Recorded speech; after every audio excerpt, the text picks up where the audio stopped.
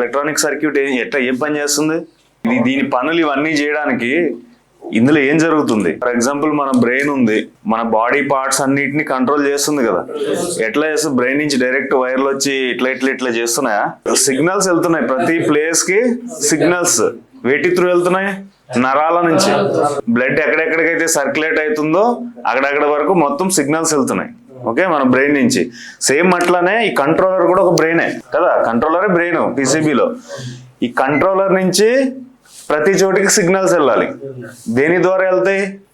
Tracks నుంచి వెళ్తాయి. Tracks లో ఏం ఫ్లో అవుతుంది? ఎలక్ట్రాన్స్ ఫ్లో అవుతాయి. అంటే బ్లడ్ లాగా వోల్టేజ్, కరెంట్. అవునా? సో ఇవన్నీ ఫ్లో అవ్వాలంటే అన్ని చోట్ల ఒకటే వోల్టేజ్. అన్ని చోట్ల మన దగ్గర నరాలు సన్నగా ఉంటాయా? అన్ని లా ఉంటాయా? అక్కడ రిక్వైర్మెంట్ ని బట్టి వోల్టేజ్ వేరే ఉంటది, కరెంట్ వేరే ఉంటది. కరెంట్ ని వోల్టేజ్ ని డ్రాప్ చేయడానికి వాడేది రెసిస్టర్స్.